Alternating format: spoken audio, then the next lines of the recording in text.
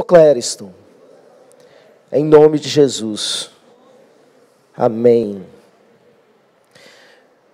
Jó capítulo 32, nós vamos ler a partir do verso número 17.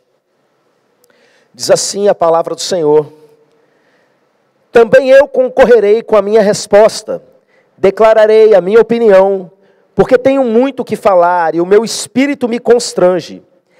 Eis que dentro de mim sou como vinho sem respiradouro, como odres novos, prestes a arrebentar-se. Permiti, pois, que eu fale para desafogar-me. Abrirei os lábios e responderei. Amém. Irmãos, como nós anunciamos aí nos últimos dias, nós chegamos ao mês de setembro. E como normalmente nós fazemos, nesse mês nós tratamos do tema do Setembro Amarelo, prevenção a suicídio e depressão, problemas relacionados ao suicídio de uma maneira geral. E o assunto dessa noite tem a ver com isso, mas não só com isso. Eu não sei quantos se lembram, mas o mês de setembro, a ênfase não é só esse assunto. Também existe o Setembro Azul, que diz respeito à visibilidade e à inclusão do surdo. Quem sabia disso? Que setembro também é do surdo. E eu pedi que os intérpretes nessa noite ficassem mais próximos, de que a gente fizesse a mensagem assim. É melhor para o surdo, para ele não ficar fazendo assim na tela, né, quando está assistindo, ou caso viesse algum da mesma maneira, que ele tenha essa visão próxima. Porque, meus irmãos, a mensagem dessa noite vai também tocar no assunto do surdo. Mas ela é fundamental para todo ser humano. Você que é ouvinte, você que de repente está nos assistindo e é um surdo. Qualquer ser humano precisa entender um pouco desses assuntos. E eu creio, meus irmãos, que essa noite é uma noite de cura, é uma noite de restauração na vida de muitos de vocês. Quem crê nisso? Amém? Nós lemos um trecho do livro de Jó. E eu já preguei sobre Jó em outras ocasiões como essa. Jó foi um homem que ele viveu um processo depressivo muito profundo. Algumas pessoas entram em depressão por um colapso financeiro, por uma falência repentina. Tem pessoas que tiram a própria vida ao descobrirem que perderam tudo. Tem pessoas que entram em depressão por um luto, por perderem um familiar ou vários deles. Tem pessoas que desencadeiam um processo depressivo depois de uma enfermidade, um problema de saúde muito sério.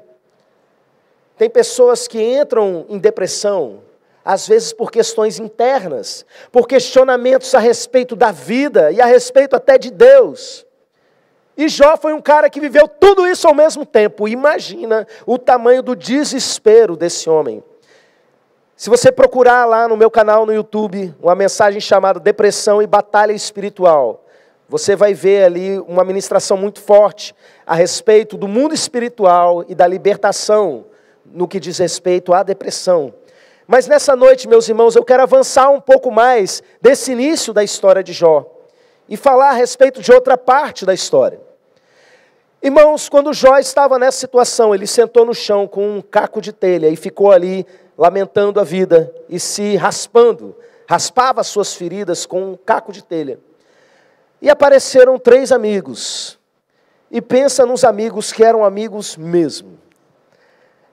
Quem conhece a história, a maioria de nós, às vezes fala mal dos amigos de Jó por conta de coisas que eles disseram, mas eu estou para te dizer que pouca gente aqui, talvez ninguém, tem amigo tão fiel e tão leal quanto Jó teve. Porque esses caras largaram tudo que eles estavam fazendo e foram atrás de Jó. E meus irmãos, Jó nesse momento estava pobre. As pessoas quando são ricas, têm muito dinheiro, os amigos ficam ali, e não são amigos de verdade. E se essa pessoa perde tudo, os amigos somem da noite para o dia. É ou não é verdade? Esses amigos foram lá, e quando chegaram, eles nem reconheceram Jó num primeiro momento, tamanho o estado que ele estava. Então, quando eles perceberam que aquele lá era o amigo deles, eles sentiram a dor, que é isso que amigo faz. rasgaram as suas vestes, pegaram pó, jogaram na cabeça e ficaram ali do lado de Jó em silêncio. E presta atenção, 7 dias completamente em silêncio. Só para ser ombro, só para ser apoio. Você tem amigo assim? Não diminua seus amigos por isso, tá? Você é um amigo que faria isso por alguém? Eu tenho bons amigos, meus irmãos. Mas esses caras estão num patamar diferenciado. O problema é quando eles abrem a boca. E a gente faz isso, meus irmãos. Às vezes a gente quer o bem da pessoa, às vezes a gente se importa com ela. E vê um amigo em depressão, e a gente acha que tem que falar alguma coisa. Eles até que se seguraram muito, 7 dias. Mas eles abrem a boca. E eles começam a falar um monte de bobagem. E se você pega um capítulo da Bíblia aleatório, você vai achar que é palavra de Deus. Vai tentar extrair dali alguma mensagem bonita e tudo. Mas na verdade são os amigos de Jó, do capítulo 3 ao capítulo 31, falando um monte de bobagem. Jogando teologia do mérito. Sabe quando a pessoa está em depressão e o outro chega e começa a falar coisa que deixa ela pior ainda? Eles ficaram jogando culpa em cima de Jó. E fizeram Jó se sentir ainda pior. Não entendiam nada da graça de Deus, mas queriam, com a melhor das intenções, ajudar Jó com a sua fala. E pioraram tudo. E aí, meus irmãos, nesse capítulo que nós lemos, aparece do nada um personagem. Porque depois de tantos e tantos capítulos, veja bem, do capítulo 3 até o capítulo 31, aqueles 3 homens estão falando, Jó se defendendo, o outro falava. De repente tinha mais uma pessoa ali, um tal de Eliú.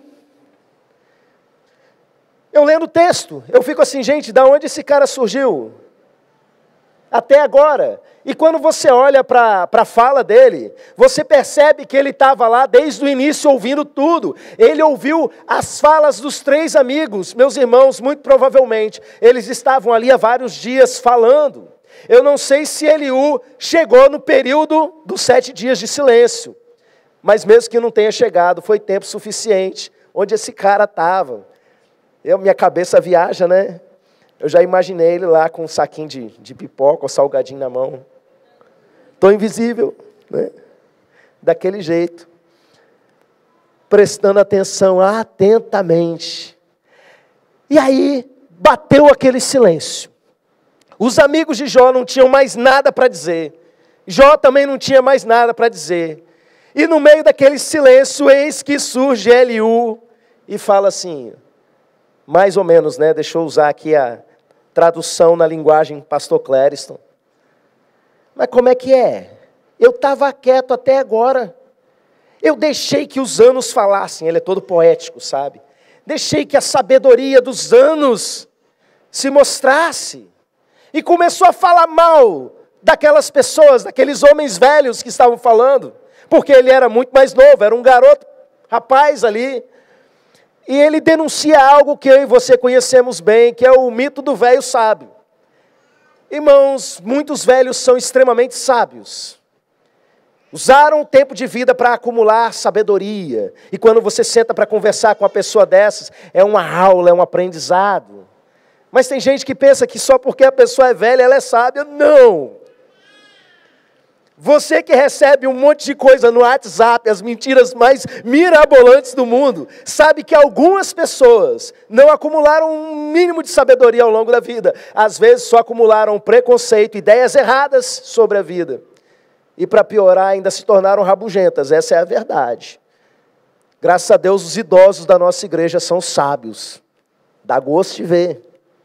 Mas se algum idoso estiver nos ouvindo e se identifica dessa maneira, né? Ainda dá tempo de mudar. E Eliú, meus irmãos, ele fala mal.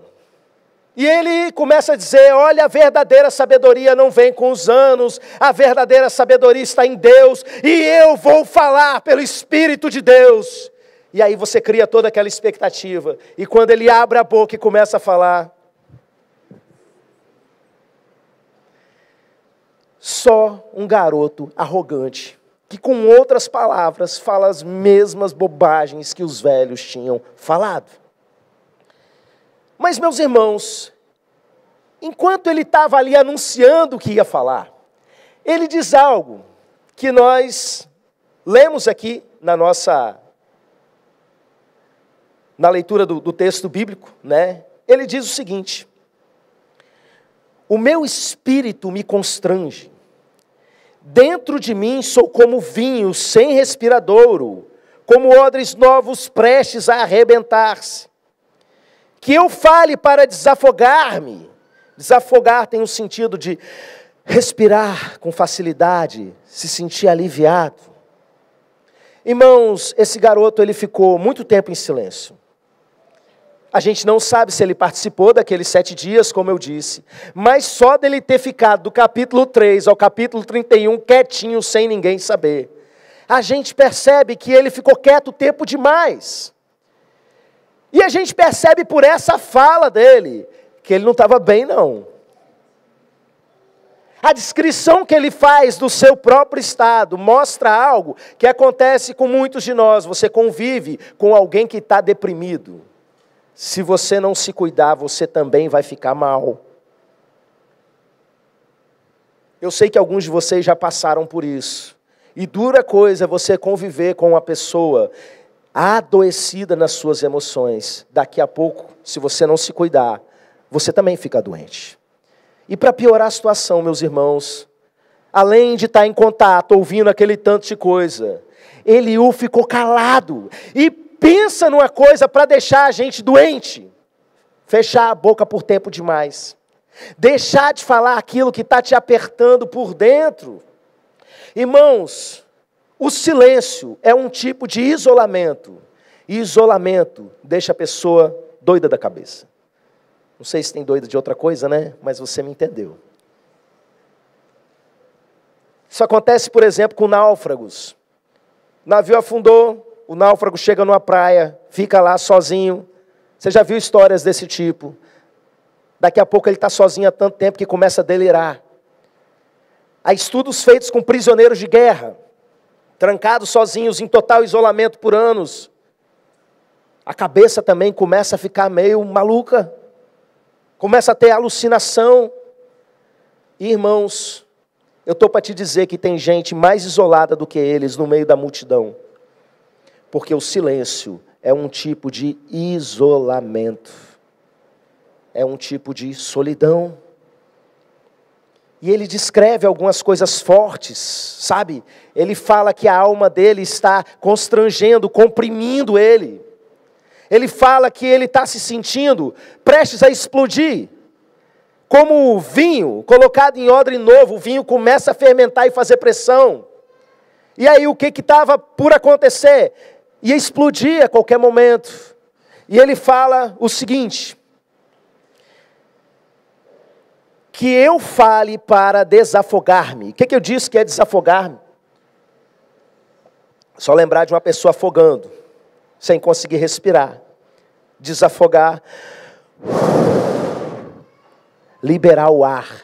Irmãos, essa fala, essa poética dele, a respeito da respiração, para descrever uma pessoa que não pode falar o que ela está sentindo. Irmãos, isso é muito forte, porque a respiração funciona exatamente assim. Você coloca para dentro um ar bom, e você precisa colocar para fora o ar ruim. Porque se o gás carbônico ficar aqui dentro de você, o que ele faz com você? Ele intoxica você. Ele envenena você. Então entrou, precisa sair. E muita coisa na vida da gente funciona exatamente desse jeito. O seu alimento, por exemplo, tudo que você come é absorvido pelo seu corpo? Sabemos que não. Como bem disse Jesus, você come e depois aquilo que não é absorvido é lançado para lugares escusos. E se uma pessoa não lança para lugares escusos, o que acontece? Uma coisa chamada prisão de ventre. E quem já teve, sabe que é um negócio que vai matando você de pouco em pouco. vai envenenando você também. Por que eu estou falando disso, meus irmãos? Porque existe uma coisa chamada constipação emocional. Já ouviu falar disso? Entrou coisa e devia ter saído, e não saiu, e está lá preso dentro de você, e está matando você devagarzinho. Quem está entendendo? Será que você se identifica dessa maneira? Prestes a explodir. É a situação, meus irmãos, que a gente percebe na vida de muitas e muitas pessoas, quando elas não colocam para fora. Você vai recebendo uma porção de coisa ruim da vida, porque a vida é dura mesmo. Você ouve coisas que você não gostaria de ouvir, você vive coisas que sabe que não deveria viver, que causam sofrimento, e você não fala nada disso para ninguém. A descrição é exatamente essa: odres prestes a estourar. Na minha tradução, versão Clériston, é uma Coca-Cola com mentos dentro, para trazer para a nossa cultura, né? Que não coloca vinho em odres. Uma alta pressão. E o que acontece quando estoura? Depende da pressão e depende da estrutura do odre. Eu não sei qual é a estrutura do odre do seu coração, mas tem gente, meus irmãos, que dá uma doideira e parte para a violência. E quando explode, vai para a agressão física, agressão verbal. Mas alguns, diante de tanta pressão, quando explode o odre, cai numa depressão profunda, que só Deus. E meus irmãos, para a nossa tristeza e angústia na nossa sociedade, muitas vezes o odre está explodindo e está levando a pessoa ao suicídio. Você está se sentindo assim, meus irmãos? Imagina, minha irmã, o surdo. Porque você, se você resolver que você quer desabafar, se você entender isso, você vai fazer. Agora imagina um surdo, num mundo despreparado para conversar com ele. E sabia que muitos surdos não sabem Libras? A gente tem muitas vezes a ideia errada de que qualquer surdo que você encontrar, ele sabe falar a mesma língua dos outros. Então, para resolver é fácil, só botar ele em contato com um falante Libras, com um psicólogo que fala Libras. Meus irmãos, muitos surdos têm só a linguagem familiar. Aquilo que a família ali se virou ao longo da vida e só serve para aquela família. O nível de solidão é muito grande, meus irmãos. Quando a gente fala de alcançar os surdos com o Evangelho de Jesus, o desafio é muito maior. Porque não é só levar essa pessoa a aceitar Jesus, é cuidar deles de uma maneira que muitas vezes não foram cuidados. Eles foram traumatizados pela nossa sociedade uma vida inteira. Nós precisamos, como igreja da nossa geração, eu não falo simplesmente da nossa igreja aqui, mas a igreja de Jesus, de uma maneira geral, precisa abrir os olhos para essa realidade. E como eu disse para os irmãos, eu não estou falando só sobre surdos, eu estou falando sobre você. Você que ainda não está doente também, você que não tem depressão, para que você tenha saúde. Eu sei, meus irmãos, que a Bíblia ela dá uma ênfase muito maior em você ouvir do que você em falar. E a gente tem vários textos ensinando a respeito disso, mas isso não quer dizer que a gente deva passar a nossa vida em silêncio, guardando, sabe, aquela velha coisa, é melhor eu guardar do que eu arrumar confusão, ou coisas desse tipo. A Bíblia diz, em Eclesiastes capítulo 3, verso de número 7, que há tempo para falar e há tempo para estar calado. E meus irmãos, quando é tempo de você falar e você se cala, é uma coisa terrível. Há tempo para todo propósito debaixo do céu. Eu sei que alguns de vocês são como eu. Deixa eu contar meus podres aqui. Eu sou extremamente brigão. E alguém fala alguma coisa que eu não gostei. eu rebato, eu brigo, eu encho a paciência, tudo aqui dentro da minha cabeça. O pessoal já estava assim, quê? Conheço o pastor há tantos anos. Aqui. Só do lado de dentro. Se envenena a gente. Eu preciso de disciplina. Eu preciso me forçar a certas situações. Sabe, me baixa aquela frase de um certo personagem, não vou falar para dificultar para eles, né? Eu quero evitar a fadiga. Que canseira. Vou mexer com isso não. Mas essas coisas vão azedando dentro da gente. E mais do que até a sua necessidade de falar, você precisa entender a necessidade do outro falar. Porque muitos casamentos, meus irmãos, estão enfrentando e enfrentam problemas terríveis. E você vai ver a reclamação dos cônjuges, dizer qual? A mulher vira e fala assim, isso aí não acontece na casa de vocês não, né? Presta atenção no que eu estou falando, larga o celular. Acontece não, né? Aí, o meu marido não me ouve.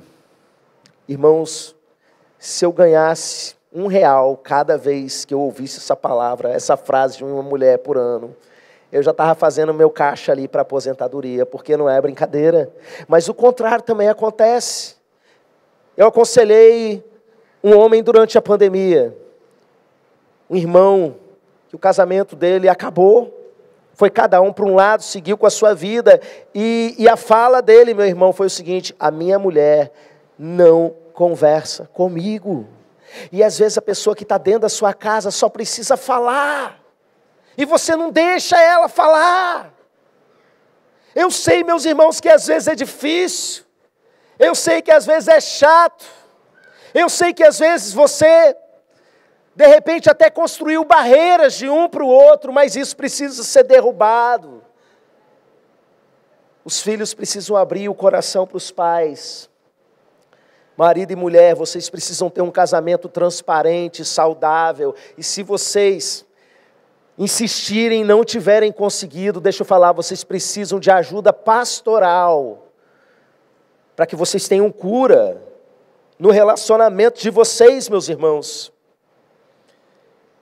Você precisa colocar para fora, inclusive diante de Deus. Eu queria dar um exemplo para vocês entenderem como Deus olha para isso. A Bíblia, ela traz para a gente uns textos estranhos, sabe? Que às vezes a gente precisa até de ajuda para entender o contexto, porque a nossa cultura está muito distante do tempo em que ela foi escrita.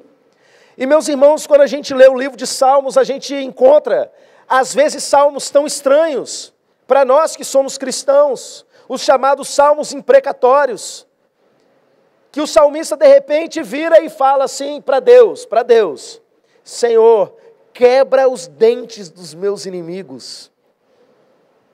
Tem um salmo 137, se não me engano, que o início dele é muito conhecido, mas o final é extremamente bizarro. O salmista fala a respeito do cativeiro na Babilônia, e ele começa falando sobre esse sentimento de tristeza profunda. Ele vira e fala assim: às margens dos rios da Babilônia, nós sentamos e choramos. Os nossos inimigos queriam que a gente tivesse alegria, mas como nós teríamos alegria? E aí o salmo vira e ele começa a pedir vingança para Deus. E o último versículo desse salmo, ele solta a seguinte pérola: bem-aventurado aquele que pegar nos seus filhos, imagina pegando pelo pezinho, e arrebentar com eles nas pedras. E o cara faz uma oração dessa e fala uma frase dessa: bem-aventurado aquele que matar os filhos dos meus inimigos. A criança tem nada a ver com nada. E eu fico olhando assim, meu Deus, como é que Deus deixou um negócio desse entrar na Bíblia? Como é que não cepou um raio na cabeça desse cidadão? Eu vou te falar como é que eu leio esse salmo. Deus quer que você tenha transparência naquilo que você está sentindo. Na oração não adianta você ter máscara. É raiva que você está sentindo, fala para Deus o que você está sentindo. Ele vê o íntimo do seu coração. Irmãos, a gente tem que parar com esse negócio de fingir que está tudo bem, quando não está tudo bem. É uma coisa horrorosa no meio evangélico, meus irmãos, que as pessoas, por contaminação daquela teologia lá da confissão positiva, coisa pagã, que eles falam que se você falar coisas boas, você atrai, e que se você falar coisas ruins, você atrai. E aí tem gente que tem medo de falar a palavra desgraça, é uma palavra real.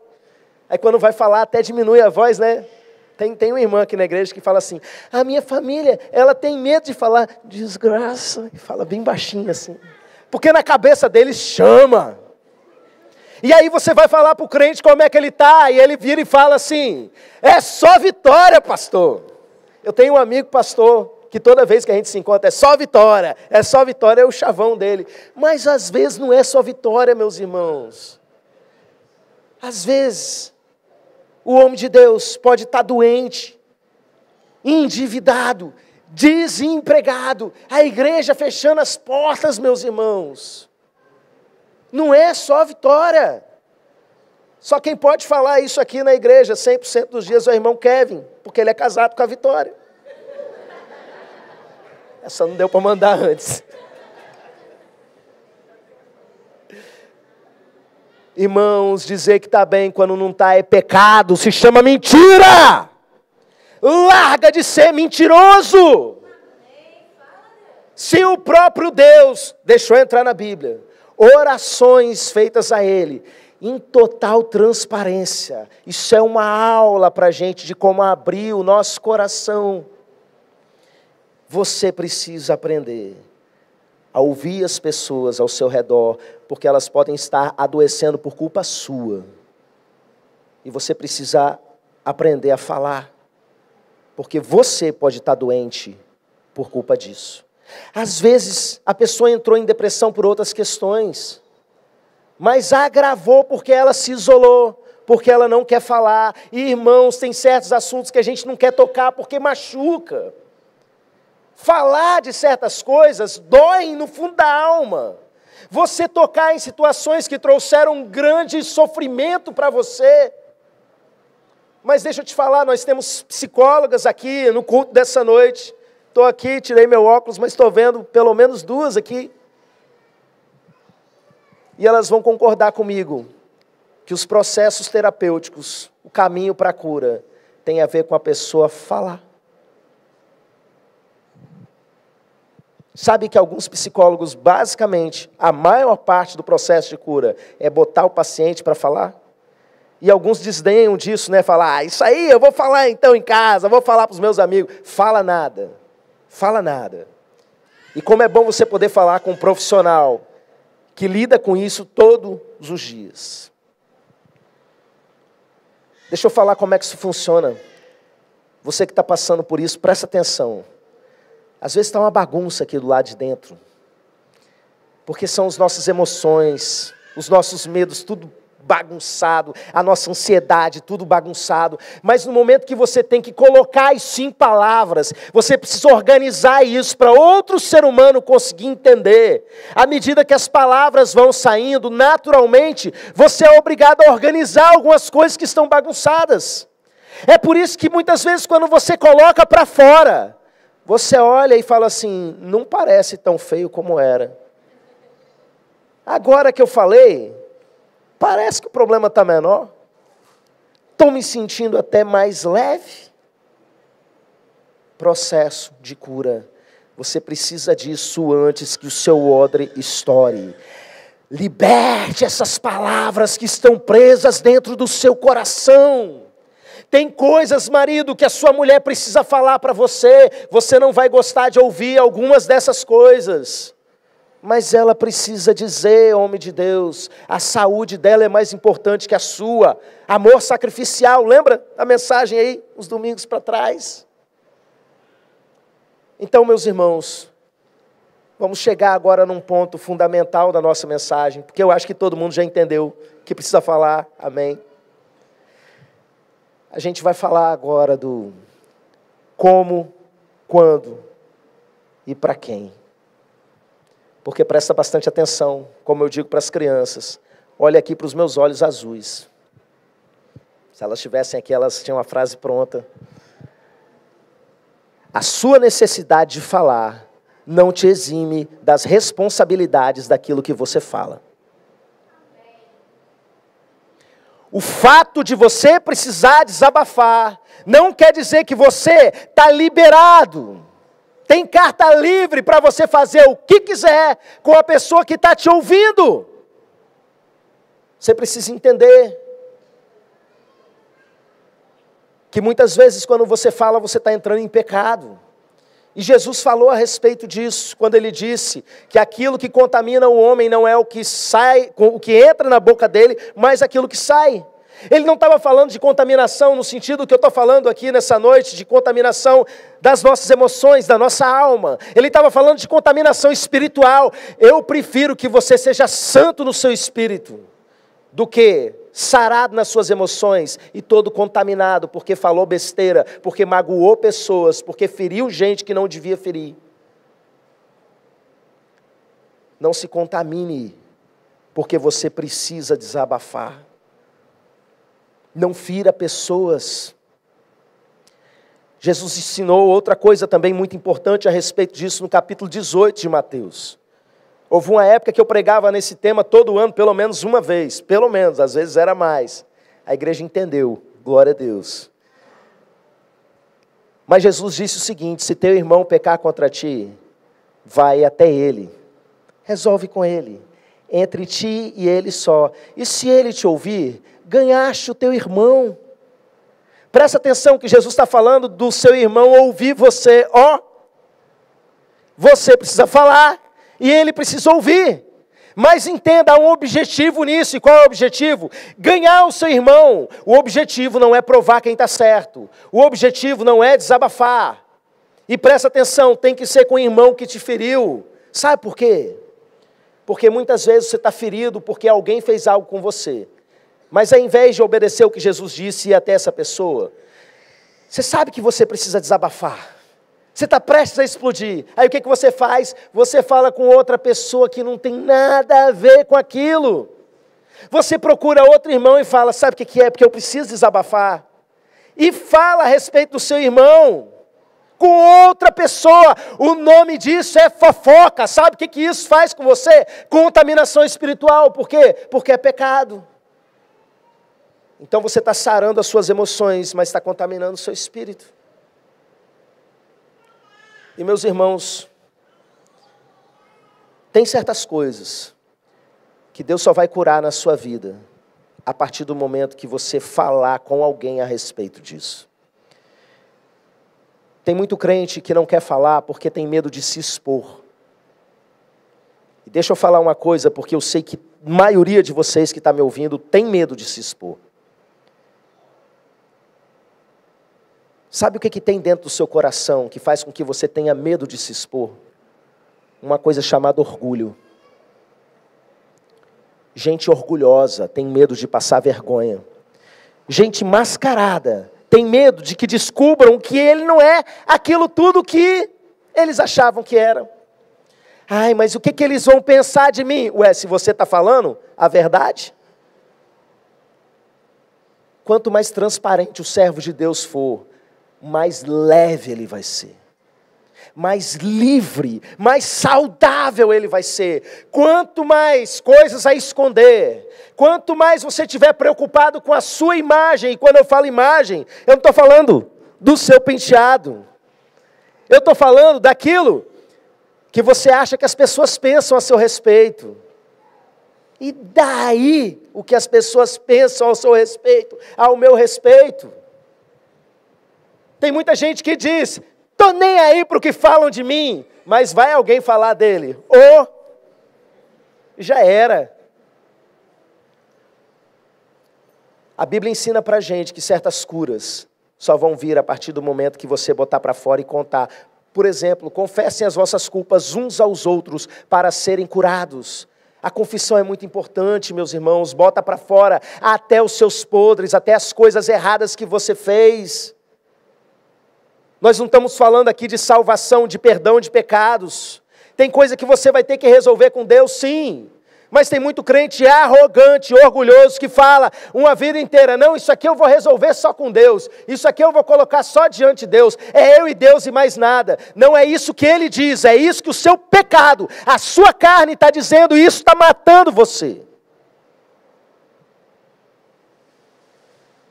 E está envenenando as pessoas ao seu redor. Nós não fomos feitos para viver isolados. É por isso que quando um ser humano fica isolado, ele fica doente. Nós somos animais gregários. Essa palavra não foi antes, meu Deus do céu, sempre fico preocupado.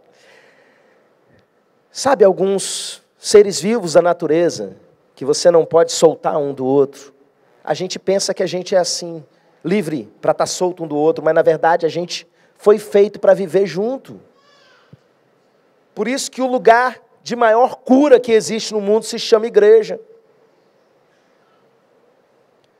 Porque você é obrigado a conviver com gente que muitas vezes você não quer conviver. A pedir perdão para gente que você não quer pedir perdão. A voltar a olhar na cara de gente que você não quer olhar. Isso vai tratar o seu caráter, vai tratar as suas emoções, vai ensinar você a viver aquilo que Deus sonhou sobre a sua vida. Aquilo que Ele criou no jardim do Éden. Irmãos, antes do homem cair em pecado, não tinha nada a esconder. Adão e Eva estavam nus. Isso não tem a ver só com paninho, meus irmãos. Tem a ver com eu não tenho nada a esconder do outro ser humano. E quando o pecado entra na humanidade, o que acontece? Primeira coisa que eles fazem é se esconder de Deus. Adão, onde você está? Eu ouvi a sua voz, fiquei com medo e me escondi. Isolamento. Não quero conversar, fechei minha boca. Não quero que o Senhor venha falar comigo. E a segunda coisa que eles fazem, Deus olha para Adão, por que vocês estão de roupa? Eu fiz vocês numa vida tão mais tranquila. Casal perfeito, totalmente livre de qualquer problema. Transparentes um para o outro. Agora o pecado entrou, eles precisam se esconder um do outro. Mas deixa eu te falar, Jesus entrou nas nossas vidas. E os valores do reino de Deus entraram nas nossas vidas. E eu não estou falando para você sair pelado por aí. Mas, por favor, seja transparente, em nome de Jesus. Vai fazer bem para você, vai fazer bem para a sua família, vai fazer bem para todo mundo ao seu redor. Irmãos, como eu disse, tem certas coisas que você precisa conversar com pessoas. Mas todas as coisas, inclusive aquelas que você precisa falar com as pessoas, você precisa falar com Deus. Eu disse para vocês que vocês precisam entender para quem vocês vão falar. Tem gente que não está preparado emocionalmente para ouvir certas coisas complicadas que estão dentro de você. E se você entendeu bem essa mensagem e quer aplicar, vai chegar um momento que você vai olhar para um lado, vai olhar para o outro, e vai entender que você precisa botar para fora e talvez não tenha ninguém ali. Mesmo que tenha, todas as vezes, você precisa falar com Deus. E eu vou te mostrar por quê. Embora você já conheça vários motivos. Abra sua Bíblia. Em 1 Pedro, capítulo 5. Ministério de Louvor, vem vindo aqui para frente.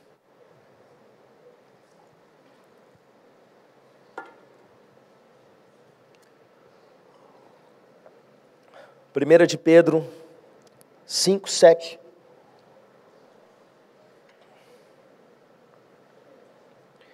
Diz assim: lançando sobre ele toda a vossa ansiedade, porque ele tem cuidado de vós. Irmãos, sabe por que a gente tem que lançar sobre ele? Porque ele aguenta. Tem gente que não vai aguentar o seu mau humor, mas existe aquele que tem cuidado de você, que ele aguenta o seu mau humor. Tem gente que não vai aguentar a sua chateação, não tem estrutura, vai dar um grito, vai explodir o odre da outra pessoa, mas tem alguém que aguenta. Tem gente que não vai aguentar a sua raiva. Mas tem alguém que aguenta, tem gente que não vai aguentar a sua ansiedade, mas aquele que tem cuidado de você, ele aguenta. Por isso, lance sobre ele toda a vossa ansiedade, porque ele tem cuidado de vós. Eu quero convidar a igreja a se colocar de pé nesse momento. E eu prometi algo a respeito desse culto, que nós iríamos orar por pessoas que estão precisando de oração, no que diz respeito às suas emoções. Quem deve vir? Pastor, eu não tenho laudo de que eu estou com depressão, mas bem que eu estou com os sintomas. A tristeza veio e não foi embora. Pastor, eu acho que eu não estou com depressão não, mas eu estou com umas crises de ansiedade, eu estou com dificuldade para dormir, que eu estou preocupado com um monte de coisa. Se de alguma forma você se identifica com algo, com relação a isso, se tem palavras presas dentro de você que você precisa libertar, primeiramente você vai libertar diante de Deus. Sai do seu lugar, vem aqui à frente, e essa igreja vai orar pela sua vida e algo vai acontecer para a glória de Deus. A gente vai cantando, você vai saindo do seu lugar e vem, e quem fica com vergonha de vir? É pessoas que estão preocupadas com a opinião alheia. A melhor forma de você ser leve é você deixar de estar preocupado com isso. Só se entrega, entenda, Deus trouxe você aqui nessa noite para tratar você. Deixa que algo seja liberado sobre a sua vida. E não se importe. O que vão pensar de mim se eu for lá? Se eu sou casado, não falei nada para minha mulher, de repente eu estou lá na frente, ela vai pensar que eu estou querendo me matar. Você está querendo se matar? Você está lidando com ideação suicida, pensamento de morte. Vem para cá, criatura. A primeira forma de você falar vai ser essa. E nós vamos orar para que Deus cubra você com o seu manto, te encha de coragem, de ousadia, e comece a fazer cura na sua vida. Enquanto cantamos, pode cantar. Decretos são liberados do trono de Deus sobre a vida dessas pessoas. Pai, eu quero orar juntamente com a igreja, concordando em oração, sobre a vida de todos esses que aqui à frente vieram. Eles estão se expondo, eles estão falando algo, apenas de virem, meu Deus. Eles estão demonstrando que creem que o Senhor é poderoso para agir na vida deles. A fé aqui nesse lugar, esse é um ambiente de fé, esse é um ambiente de poder do Senhor. Por isso, meu Pai, eu peço que o Senhor comece a liberar cura sobre a vida de cada um desses. Aqueles que têm perdido as suas forças, que saiam daqui fortalecidos. Aqueles que tinham perdido a sua esperança, que recuperem a esperança do Senhor nessa noite. Aqueles que se achavam sozinhos, que nessa noite encontrem família.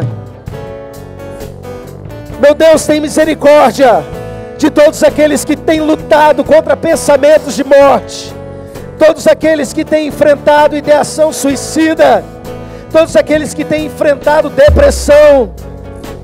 Sopra o teu vento sobre eles, meu Pai, e afasta tudo isso das suas vidas.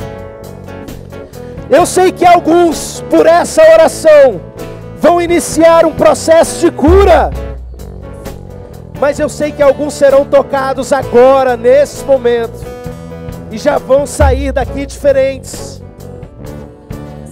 Pai, nós sabemos que depressão não é causada por demônio, por espírito maligno, mas nós também entendemos, meu Pai, que muitas vezes esses seres espirituais são aproveitadores, oportunistas, e estão sufocando a vida de algumas pessoas já enfermas.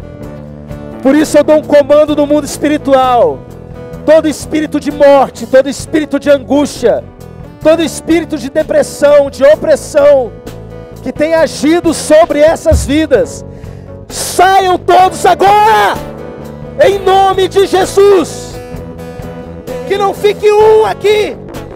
Saiam da vida dessas pessoas e nunca mais voltem, em nome de Jesus. Isso é um decreto, que eu estou dando sobre essas vidas sejam libertos em nome de Jesus. Pai, eu oro pelo Teu Espírito Santo. A Tua palavra diz que o Teu Espírito é o nosso Consolador. Derrama consolo sobre a vida deles, meu Pai. Derrama o Teu Espírito. Que o Teu Espírito Santo vá abraçando cada um. Vá curando cada um. Vá pegando as cadeias, as algemas espirituais. Vai esmigalhando todas elas e lançando por terra, meu Pai, para que o Teu nome seja glorificado nesse lugar. Cante pela fé. Ouço cadeias quebrando.